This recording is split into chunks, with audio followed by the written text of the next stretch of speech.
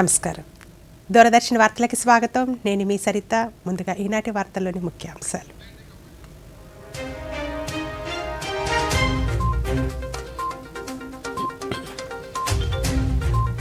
భగవాన్ బుద్ధుని పవిత్ర అవశేషాల అంతర్జాతీయ ప్రదర్శన గొప్ప ప్రేరణగా నిలుస్తుందన్న ప్రధానమంత్రి నరేంద్ర మోదీ. భోగాపురం విమానాశ్రయం నుండి రేపు తొలి విమానం ట్రయల్ రన్. ఇచ్చాపురంలో అభ్యుదయం సైకిల్ యాత్ర ముగింపు వేడుకలు పైలాన్ను ఆవిష్కరించిన కేంద్ర మంత్రి రామ్మోహన్ నాయుడు, రాష్ట్ర హోంమంత్రి అనిత. భారత మొదటి మహిళా ఉపాధ్యాయురాలు సావిత్రిబాయి పూలేకు రాష్ట్ర వ్యాప్తంగా ఘన నివాళులు. ఇక వార్తల్లోని వివరాలు. భారతదేశపు నాగరికత అనేది జ్ఞానంలో పాతుకుపోయిన సజీవ సాంప్రదాయమని ఉపరాష్ట్రపతి సిపి రాధాకృష్ణన్ పేర్కొన్నారు. తమిళనాడు పర్యటనలో భాగంగా చెన్నైలో 9వ సిద్ధ దినోత్సవ వేడుకలను ఆయన ప్రారంభించారు. ఆరోగ్యకరమైన సమాజాన్ని నిర్మించడానికి సాంప్రదాయ జ్ఞానాన్ని ఆధునిక విజ్ఞానంతో అనుసంధానించాలని పిలుపునిచ్చారు. ఈ వేడుకల్లో భాగంగా ఆయుష్ మంత్రిత్వ శాఖ ఏర్పాటు చేసిన ఎగ్జిబిషన్ను ఉపరాష్ట్రపతి సందర్శించారు. సిద్ధ ఔషధపు గొప్ప వారసత్వాన్ని ప్రతిబింబించేలా ఉన్న సిద్ధ రచనలు, ముడి పదార్థాలు, మౌలిక ఔషధాల విస్తారమైన సేకరణను ఉపరాష్ట్రపతి ఆసక్తిగా తిలకించారు.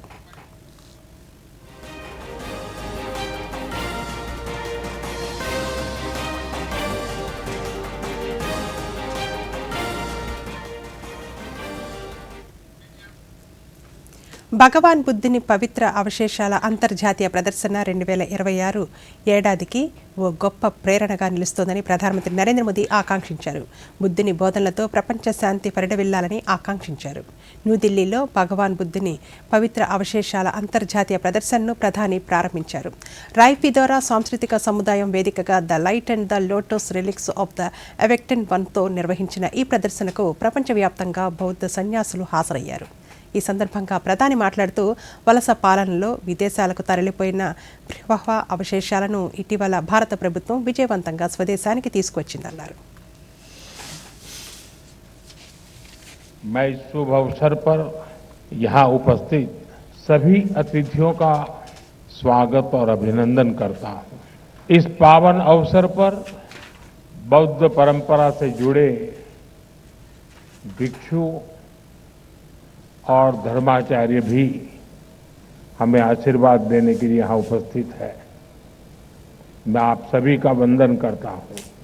आप सभी की उपस्थिति इस आयोजन को नई ऊंचाई, नई ऊर्जा दे रही है. 2026 की शुरुआत में ही ये शुभ उत्सव बहुत प्रेरणादायी है और मेरे लिए भी सौभाग्य है कि 2026 का मेरा ये पहला सार्वजनिक कार्यक्रम है जो भगवान बुद्ध के चरणों से शुरू हो रहा है. मेरी कामना है भगवान बुद्ध के आशीर्वाद से 2026 दुनिया के लिए शांति, समृद्धि. దేశీయ పెట్టుబడుల్లో ఆంధ్రప్రదేశ్ ప్రథమ స్థానంలో నిలవడం ప్రజలకు శుభవార్త అని ముఖ్యమంత్రి నారా చంద్రబాబు నాయుడు పేర్కొన్నారు. స్పీడ్ ఆఫ్ డూయింగ్ బిజినెస్ కార్యక్రమాల ద్వారా పెట్టుబడిదారులకు వేగవంతమైన సేవలు అందుతున్నాయన్నారు. ఆంధ్రప్రదేశ్లో పెట్టుబడుల ఊపు కొత్త సంవత్సరానికి బలమైన ఆరంభమని అన్నారు. స్పీడ్ ఆఫ్ డూయింగ్ బిజినెస్ ఫలితాలు స్పష్టమని పేర్కొన్నారు. పాలసీ సంస్కరణలతో పెట్టుబడిదారుల్లో విశ్వాసం పెరిగిందన్నారు. రంగాల వారీగా స్పష్టమైన విధానాలు అమల్లోనికి తీసుకొచ్చామని తెలిపారు. ఆంధ్రప్రదేశ్ను పెట్టుబడుల గమ్యస్థానంగా ఎంచుకున్న పెట్టుబడిదారులకు ముఖ్యమంత్రి కృతజ్ఞతలు తెలిపారు.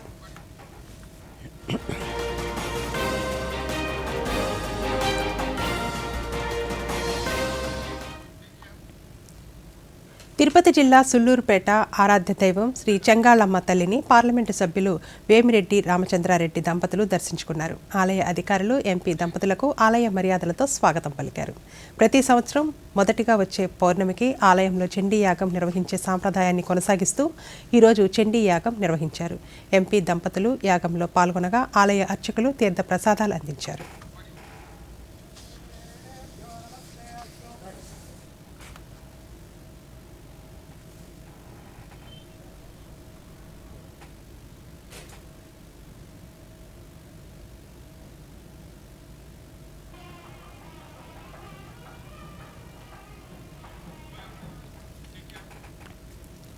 శ్రీకాకుళం జిల్లాలోని ఇచ్చాపురంలో అభ్యుదయం సైకిల్ యాత్ర వేడుకలు ముగిశాయి. ఈ వేడుకల్లో భాగంగా అభ్యుదయం పైలాన్ను కేంద్ర పౌర విమానయాన శాఖ మంత్రి కింజరాపు రామ్మోహన్ నాయుడు రాష్ట్ర హోంమంత్రి అనితతో కలిసి ఆవిష్కరించారు. ఈ సందర్భంగా say no to drugs bro నినాదంతో ఏర్పాటు చేసిన సైకిల్ యాత్రలో జిల్లా అధికారులు, ప్రజాప్రతినిధులు, విద్యార్థులు పెద్ద సంఖ్యలో పాల్గొనగా కేంద్ర మంత్రి సైకిల్ తొక్కుతూ సభా ప్రాంగణానికి చేరుకున్నారు. ఈ సందర్భంగా రాష్ట్ర మంత్రి అనిత మాట్లాడుతూ ఇతర రాష్ట్రాల నుండి గంజాయి మన రాష్ట్రానికి రవాణా కాకుండా కట్టుదిట్టమైన చర్యలు తీసుకున్నామని, గంజాయి సరఫరా చేసిన వారిపై కఠిన చర్యలు తీసుకుంటామని తెలిపారు.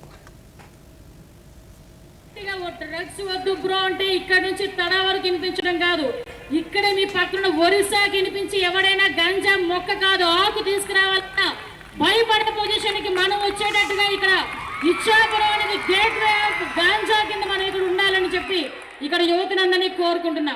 మీరందరూ కేంద్ర విమానయాన శాఖ మంత్రి అంటే బాబు రాము అని పిలుచుకొని, తమ్ముడు అని పిలుచుకొని నా ఆత్మీయ సోదరుడు రామ్మోహన్. ఎందుకంటే ఇక్కడ చాలా మంది పిల్లలు ఉన్నారు. పిల్లలందరికీ కూడా రాజకీయ నాయకులన్నా, పోలీస్ డిపార్ట్మెంట్ వాళ్ళన్నా ఎలా కనిపిస్తుంది అంటే వాళ్ళకి ఏంది లే, చుట్టూ పోలీసులు ఉంటారు, వెనకాతల గన్లు ఉంటాయి. ఉల్లి సాగు చేసి నష్టపోయిన రైతులను రాష్ట్ర ప్రభుత్వం తప్పకుండా ఆదుకుంటుందని రాష్ట్ర వ్యవసాయ శాఖ మంత్రి కింజరాపు అచ్చెన్నాయుడు అన్నారు. కర్నూలు జిల్లా కోడుమూరు మండలం ఉల్లి సాగుతో నష్టపోయిన రైతులకు నష్టపరిహారం అందించే కార్యక్రమం నిర్వహించగా కర్నూలు పార్లమెంటు సభ్యులు బస్తిపాటి నాగరాజు, మరో మంత్రి టీజీ భరత్, జిల్లా కలెక్టర్ డాక్టర్ ఏ సిరితో కలిసి అచ్చెన్నాయుడు పాల్గొన్నారు. ఈ సందర్భంగా మంత్రి అచ్చెన్నాయుడు మాట్లాడుతూ ఆర్థికంగా రాష్ట్రం ఇబ్బందుల్లో ఉన్నప్పటికీ ఉల్లి రైతులకు 130 కోట్ల రూపాయల నష్టపరిహారాన్ని అందిస్తున్నామన్నారు.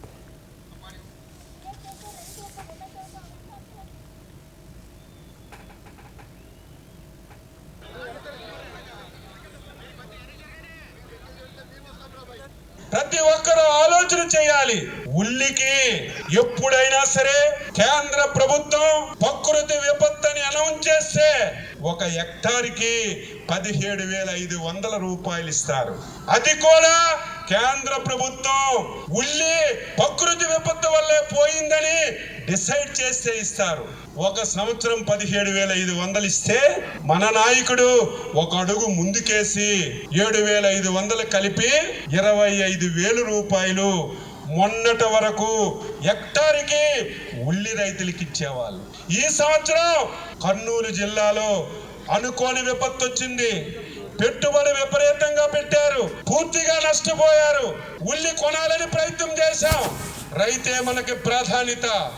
ఇంతవరకు 1 హెక్టార్కి విపత్తు వస్తే 25,000 ఇచ్చేవాళ్ళం. ఒక చరిత్ర సృష్టిద్దాం. 25,000కి 25,000 కలిపి 1 హెక్టార్కి 50,000 రూపాయలు ఉల్లి రైతులకి. సాగు చేసే రైతుకు పొలం తాలూకు ప్రభుత్వ రాజముద్రతో కూడిన పాస్ పుస్తకాలు అందిస్తున్నామని రాష్ట్ర దేవాదాయ శాఖ మంత్రి ఆనం రామనారాయణ రెడ్డి తెలిపారు. శ్రీ పొట్టి శ్రీరాములు నెల్లూరు జిల్లా ఆత్మకూరు నియోజకవర్గంలో హసనాపురం గ్రామంలో రైతులకు కొత్త పాస్ పుస్తకాలను మంత్రి అందించారు. ఈ సందర్భంగా మంత్రి మాట్లాడుతూ ఇటీవల నిర్వహించిన రీసర్వే అనంతరం హసనాపురం గ్రామంలో రాజముద్ర కలిగిన 152 పాస్ పుస్తకాలను రైతులకు అందించేందుకు అధికారులు సిద్ధం చేశారన్నారు. అనంతరం గ్రామాలలో కొన్ని ఇళ్లకు వెళ్లి ఈ పాస్ పుస్తకాలను మంత్రి ఆనం రామనారాయణ రెడ్డి రైతులకు అందించారు. మామూలుగా మన పుస్తకాల అంగళ్ళల్లో, పేపర్లలో ముద్రేసి అవి తీసుకొచ్చి మీకు పంచారు. ప్రతి దానిలో కూడా ఆయన ఫోటో. ఈ భూమికి పక్కెవరు, యజమాని ఎవరు, హనుమ సముద్రం పేట, హస్తనాపురం, పట్టదారు నేము బాతూరు పురుషోత్తం, బత్తూరు పురుషోత్తం. ఈయన ఏం చేయాలి ఇప్పుడు చూడండి. ఈ కాగితం మీద ఆయన బొమ్మే, ఈ కాగితం మీద బొమ్మే, తెల్ల కాగితం మీద ముద్ర. దీన్ని ఎక్కడైనా ప్రింట్ చేసుకోవచ్చు, మన ఆత్మకూరులో కూడా కొట్టుకోవచ్చు. తెలుగు చేయాల్సిన సహాయం ఇవాళ మన ప్రభుత్వం వచ్చాక ఇచ్చేటువంటి పాస్ పుస్తకం ఇది. ఆలోచన చేయాలి.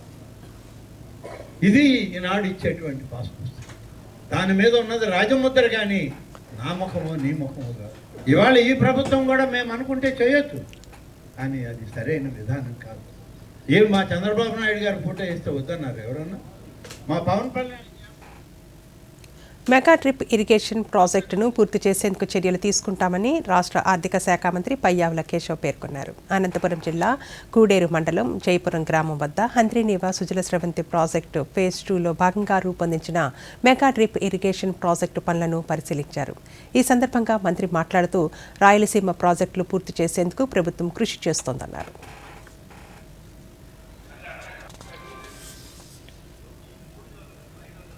ప్రజా ఉద్యమాలకి సాకారం కావాలి. అందరి నీవా వచ్చింది అంటే నందమూరి తారక రామారావు గారు ఆలోచనతో వచ్చింది. దాని తర్వాత వచ్చినటువంటి చంద్రబాబు నాయుడు గారు దానికి కృషి చేశారు. ఆ తర్వాత రాజశేఖర రెడ్డి గారు దాని మీద చొరవ చూపించారు. కిరణ్ కుమార్ రెడ్డి గారి టైంలో శరవేగంగా జరిగింది. ఆ తర్వాత చంద్రబాబు నాయుడు గారు వచ్చినప్పుడు అద్భుతంగా 2014 నుంచి 19 శరవేగంగా పనులు చేశాం. మళ్ళీ ఇవాళ 12 మోటార్ లాంచ్ చేశాం. అది నిజమైనటువంటి చరిత్రలో నిలిచిపోయేటువంటి పనులు చేయాలి తప్ప ప్రజల్ని నేను మళ్ళీ కూడా గుర్తు చేస్తా ఉన్నా, వీళ్ళు మళ్ళీ ప్రజల ముందు. రాజధాని అమరావతి నిర్మాణంలో ఉన్న ప్రధాన కార్యదర్శులు, మంత్రులు, న్యాయమూర్తుల బంగ్లాలను ఏప్రిల్ మాసంలోగా పూర్తి చేస్తామని రాష్ట్ర పురపాలక శాఖ మంత్రి పొంగూరు నారాయణ అన్నారు. అమరావతి ప్రాంతంలో పర్యటించిన మంత్రి భవనాల నిర్మాణ పనులను పరిశీలించారు. ఈ సందర్భంగా మంత్రి మాట్లాడుతూ 4,000కు పైగా భవనాలు, ఫ్లాట్లు అమరావతిలో నిర్మిస్తున్నామన్నారు.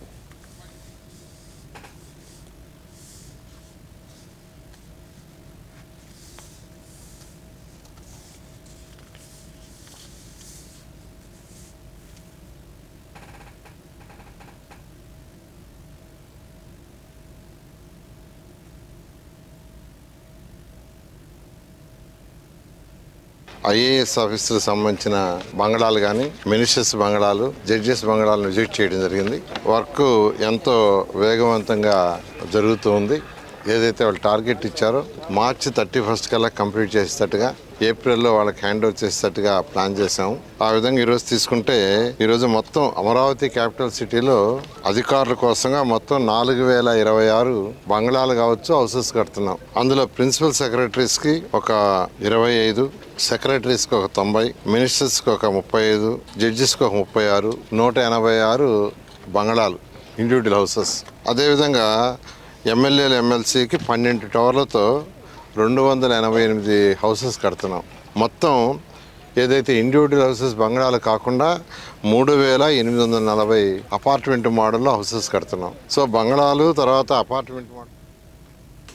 విద్యార్థుల భవిష్యత్తు ఉన్నతంగా తీర్చిదిద్దేందుకు చదువుతో పాటు నైపుణ్యం ఎంతో అవసరమని రాష్ట్ర శాసనసభ ఉపసభాపతి కనుమూరి రఘురామకృష్ణరాజు పేర్కొన్నారు. పశ్చిమ గోదావరి జిల్లా భీమవరంలో సమగ్ర శిక్ష ఆధ్వర్యంలో ఏర్పాటు చేసిన కెరియర్ ఎగ్జిబిషన్ పోటీలను జిల్లా కలెక్టర్ చదలవాడ నాగరాణితో కలిసి ఆయన ప్రారంభించారు.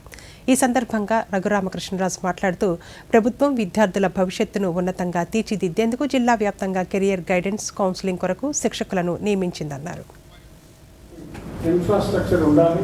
తరగతి గదులకే కొంచెం కొన్ని స్కూళ్ళలో, కొన్ని స్కూల్స్లో బాగున్నాయి, కొన్ని స్కూళ్ళలో ఇబ్బందులు ఉన్నాయి.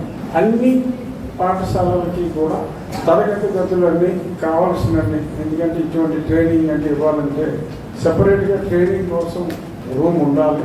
అలాగే గేమ్స్ ఆడుకోవడానికి కూడా చాలా చోట్ల జిల్లా పరిషత్ పాఠశాలల్లో స్థలం ఉంది, కానీ కొంచెం ఫెసిలిటీస్.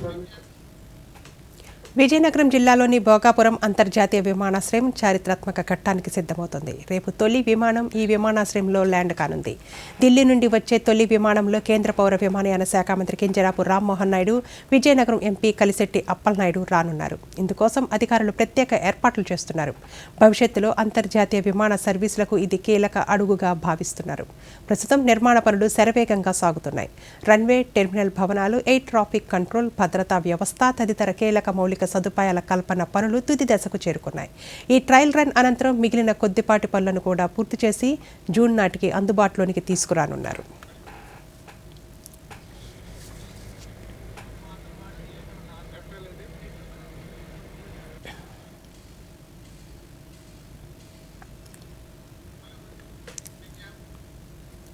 ఆంధ్ర సారస్వత పరిషత్ ఆధ్వర్యంలో 3 రోజుల పాటు జరిగే 3వ ప్రపంచ తెలుగు మహాసభలు 2026 గుంటూరులో ఈరోజు ప్రారంభమయ్యాయి.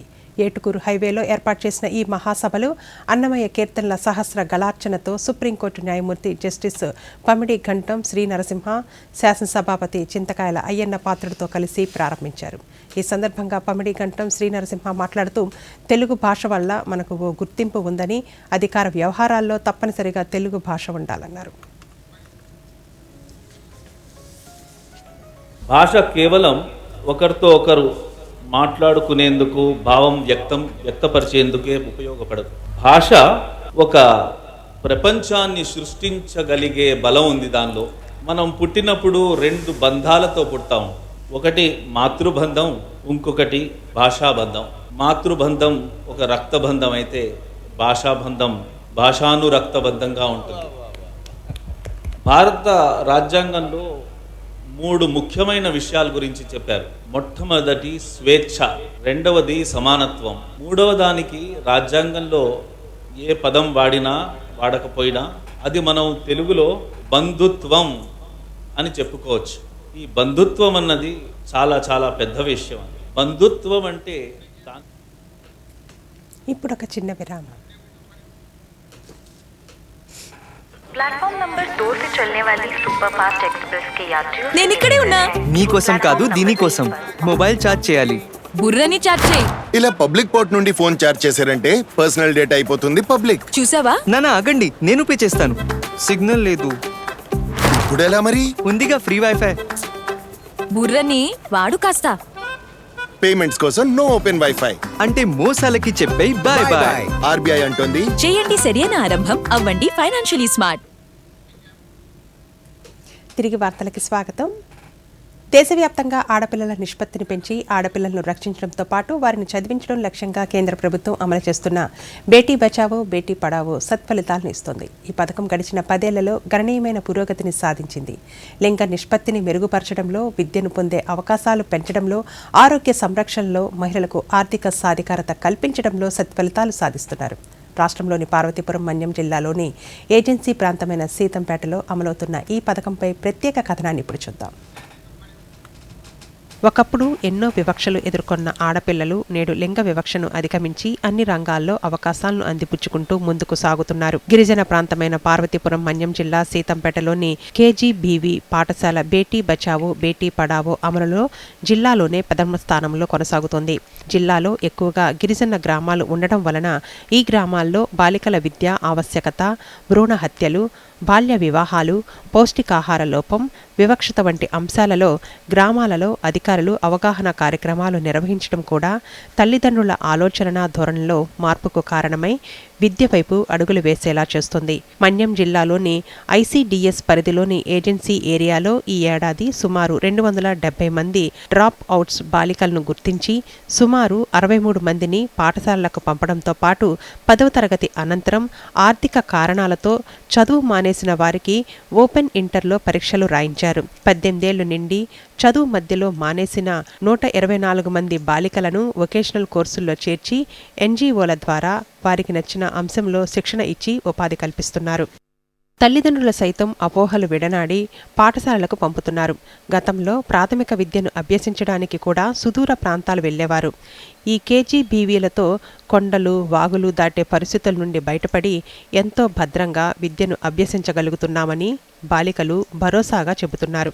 నేను ఇక్కడ ఉన్నత విద్యను చదువుతున్నాను. అలాగే ఇక్కడ అందిస్తున్న కార్యక్రమాల్లో నేను బుక్స్, టెక్స్ట్ బుక్స్ ప్రతి ఒక్కదాన్ని నేను అందుకుంటున్నాను. అలానే ఇక్కడ ఏ కార్యక్రమాల్లో పాల్గొంటున్నా సరే నేను అన్ని దాంట్లో ముందు ఉంటున్నాను. నేటి సమాజంలో భారతదేశంలో ఎదుర్కొంటున్న సమస్యల్లో ఆడపిల్లలను రక్షించడం ఒక కారణంగా ఉండవచ్చు. స్త్రీ పురుష సమానం లేకుండా మానవ జాతి ఉనికి అసాధ్యం. స్త్రీ పురుష కార్యక్రమాల్లో పురుషుడు అయినా స్త్రీ అయినా కొనసాగడానికి స్త్రీయే అవసరం.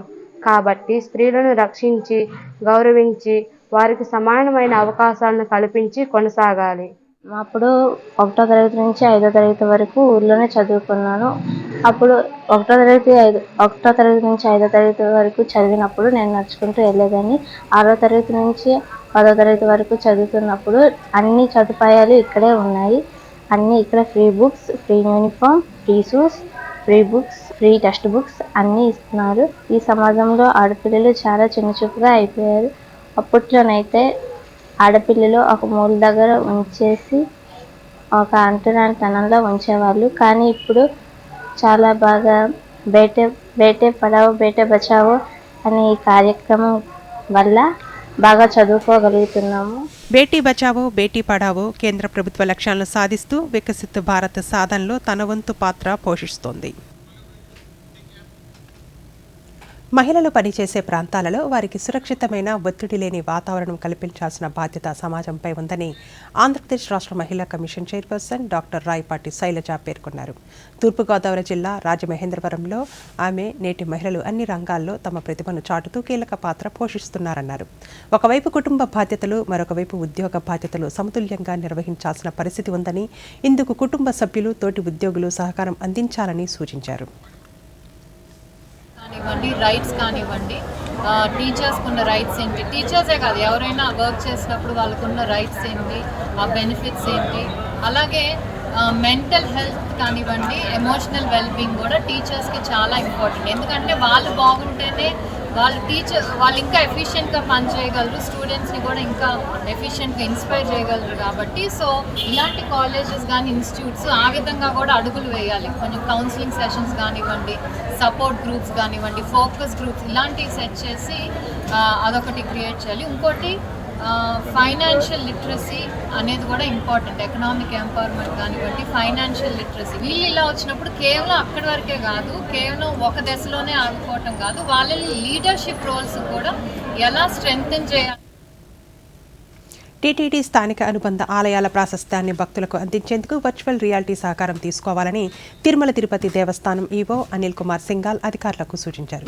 తిరుపతిలోని టీటీడీ పరిపాలనా భవనంలో ఉన్నతాధికారులతో ఈవో సమీక్ష నిర్వహించారు. ఈ సందర్భంగా ఆయన మాట్లాడుతూ ఆలయాలలో అమర్చిన శిల్పాలు, చిత్రాలను సెల్ ఫోన్తో స్కాన్ చేసినట్లయితే సంబంధిత పౌరాణిక, చారిత్రక ప్రాశస్త్యం తెలిసేలా సాంకేతికతను అనుసంధానం చేయాలని సూచించారు.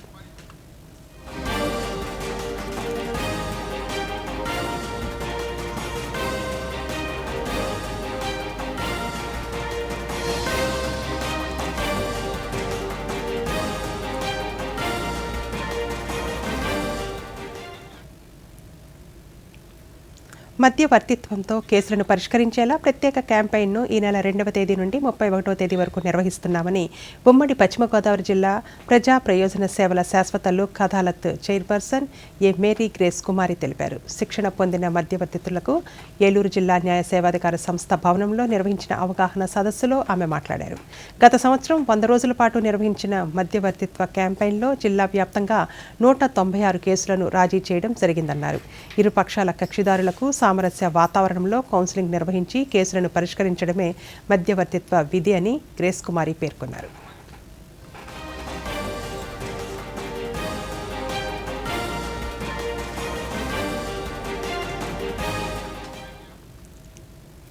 భారతదేశపు మొట్టమొదటి ఉపాధ్యాయురాలు సావిత్రిబాయి పూలే జయంతి సందర్భంగా రాష్ట్ర వ్యాప్తంగా జిల్లాలలో పలు కార్యక్రమాలు నిర్వహించారు. జిల్లా అధికారులు, ఉపాధ్యాయులు పాల్గొని సావిత్రిబాయి పూలేకు ఘనంగా నివాళులర్పించారు. ఆ విశేషాలను ఇప్పుడు చూద్దాం. కులమత భేదాలకు అతీతంగా సమాజాన్ని ప్రేమించిన వ్యక్తి సావిత్రిబాయి పూలే అని తిరుపతి ఎంపీ గురుమూర్తి పేర్కొన్నారు. సావిత్రిబాయి పూలే జయంతి సందర్భంగా తిరుపతిలో ఆమె విగ్రహాన్ని ఎంపీ ఆవిష్కరించారు. ఆధునిక విద్య ద్వారానే స్త్రీ విముక్తి సాధ్యపడుతుందని నమ్మిన ఆమె మొట్టమొదటగా బాలికల పాఠశాలను ప్రారంభించారన్నారు. మహిళా విద్యతోనే సమాజం సాధ్యమని నమ్మిన సావిత్రిబాయి పూలే మహిళల విద్యకు ఎంతో కృషి చేశారని నంద్యాల జిల్లా కలెక్టర్ రాజకుమారి గణయ్య పేర్కొన్నారు. సావిత్రి పూలే జయంతి సందర్భంగా స్థానిక ఏపీ మోడల్ స్కూలును సందర్శించిన కలెక్టర్ 10వ తరగతి విద్యార్థుల స్టడీ అవర్స్ను స్వయంగా పర్యవేక్షించి బోధనా విధానం, పాఠ్యాంశాల అమలును పరిశీలించారు. ఉత్తమ ఉపాధ్యాయురాలను సన్మానించారు. దేశంలో మొట్టమొదటి ఉపాధ్యాయురాలు సావిత్రిబాయి పూలే సందర్భంగా శ్రీకాకుళం స్వాతంత్ర సమరయోధుల స్మృతివనంలోని ఆమె విగ్రహానికి జిల్లా ఇంటాక్ కన్వీనర్ వావిలపల్లి జగన్నాథ నాయుడు నివాళులర్పించారు. స్త్రీ విమోచన ఉద్యమాన్ని నడిపించి మహిళల విద్యా వ్యాప్తిని సావిత్రిబాయి పూలే కృషి చేశారన్నారు. సావిత్రిబాయి పూలే జయంతి కార్యక్రమాలు తిరుపతి జిల్లా శ్రీకాళహస్తిలోని ఎస్ఎస్బి మున్సిపల్ హైస్కూల్ నందు నిర్వహించారు. మహిళలు ఉన్నత శిఖరాలు అధిరోహించి గొప్ప స్థాయిలో ఉన్నారంటే అందుకు కారణం విద్య ద్వారానే అని, స్త్రీల విద్యాభివృద్ధి, వారి హక్కుల కోసం పోరాడిన మొట్టమొదటి మహిళ సావిత్రిబాయి పూలే అని పాఠశాల ప్రధానోపాధ్యాయులు బృందాదేవి పేర్కొన్నారు. అనకాపల్లి జిల్లా రాంబిల్లి మండలం సెజ్లోని ఎస్వీఎస్ ఫార్మా కంపెనీలో రియాక్టర్లు పేలడంతో భారీ అగ్ని ప్రమాదం సంభవించింది. భారీగా మంటలు వ్యాపించడంతో ప్రాణభయంతో కార్మికులు పరుగులు తీశారు. ఘటనపై స్థానిక శాసనసభ్యులు సుందరపు విజయ్ కుమార్, జిల్లా కలెక్టర్ విజయ్ కృష్ణన్, ఎస్పీ తుహిన్ సిన్హాలతో ఫోన్లో మాట్లాడారు. వివరాలను అడిగి తెలుసుకున్నారు. అగ్నిమాపక అధికారులను మంటలు అదుపు చేయాలని ఆదేశించి అధికారులు అప్రమత్తంగా ఉండాలని సూచించారు. ప్రమాదానికి గల కారణం తెలియాల్సి ఉంది.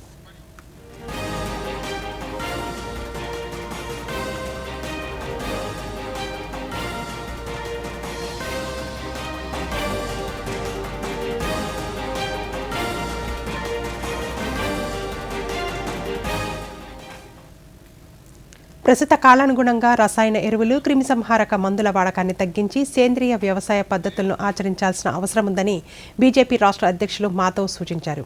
విజయవాడలో బీజేపీ కిసాన్ మోర్చా ఆధ్వర్యంలో నిర్వహించిన సహజ రైతు సదస్సులో ఆయన మాట్లాడుతూ కేంద్ర ప్రభుత్వం సేంద్రియ వ్యవసాయానికి ప్రాధాన్యత ఇవ్వడంతో పాటు ప్రోత్సహిస్తోందని చెప్పారు.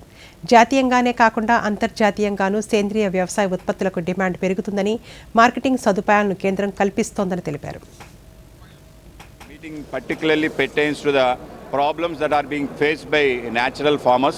So a lot of farming community have adopted natural farming as their livelihood, but unfortunately they are unable to sustain and go forward. There are a lot of other farmers, in spite of problems, they are continuing it only because of passion. Government is trying to help them in many ways. There's the central government, Narendra Modi ji, has brought Paramparikita Vikas Yojana, wherein which natural farmers should be. భారతదేశం ద్వీపకల్ప భూమి అని, ఈ ద్వీపాలను పర్యాటకాన్ని అభివృద్ధి చేసేందుకు కేంద్ర ప్రభుత్వం కట్టుబడి ఉందని కేంద్ర హోంశాఖ మంత్రి అమిత్ షా పేర్కొన్నారు. అండమాన్ మరియు నికోబార్ రాజధాని శ్రీ విజయపురంలో 373 కోట్ల రూపాయల విలువైన వివిధ ప్రాజెక్టులకు ప్రారంభోత్సవాలు, శంకుస్థాపనలు చేశారు. ఈ సందర్భంగా కేంద్ర మంత్రి మాట్లాడుతూ అండమాన్ నికోబార్లోని సెల్యులర్ జైళ్లకు పెద్ద చరిత్ర ఉందని, స్వాతంత్ర పోరాటంలోని ఎంతో మంది దేశ పౌరులను ఖైదీలుగా ఇక్కడ నిర్బంధించారన్నారు. అలాంటి దీవులను పర్యాటకంగా అభివృద్ధి చేయడంతో పాటు భద్రతను పటిష్టం చేస్తామన్నారు. भारत माता की आजादी के लिए संघर्ष करने वाले, जूझने वाले कई बलिदानी स्वतंत्रता सेनानियों ने यहाँ पर लंबा समय अपने जीवन का काटा. कई लोगों ने यहाँ पर दम तोड़कर भारत की स्वतंत्रता संग्राम को मजबूती दी और कई सारे वीर यहाँ पर फांसी के तख्ते पर लटका दिए. जब दमन हो रहा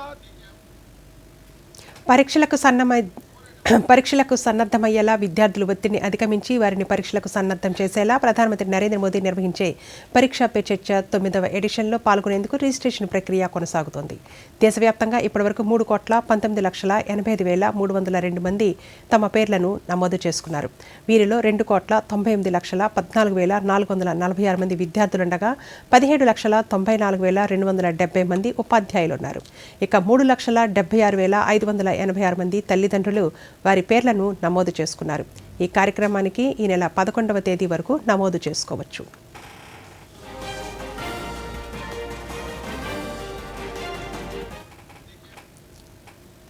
దేశవ్యాప్తంగా చలి తీవ్రత పెరుగుతోంది. ఎడతెరపిలేని మంచు కురుస్తోంది.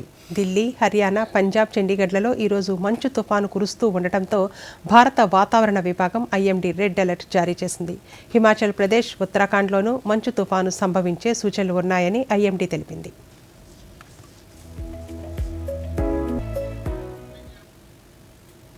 వార్తలు ముగించే ముందు ముఖ్యాంశాలు మరోసారి.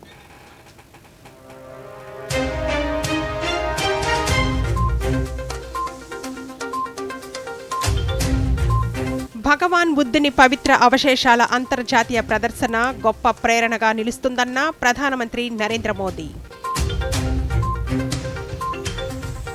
భోగాపురం విమానాశ్రయం నుండి రేపు తొలి విమానం ట్రయల్ రన్. ఇచ్చాపురంలో అభ్యుదయం సైకిల్ యాత్ర ముగింపు వేడుకలు, పైలాన్ను ఆవిష్కరించిన కేంద్ర మంత్రి రామ్మోహన్ నాయుడు, రాష్ట్ర హోంమంత్రి అనిత. భారత మొదటి మహిళా ఉపాధ్యాయురాలు సావిత్రిబాయి పూలేకు రాష్ట్ర వ్యాప్తంగా ఘన నివాళులు.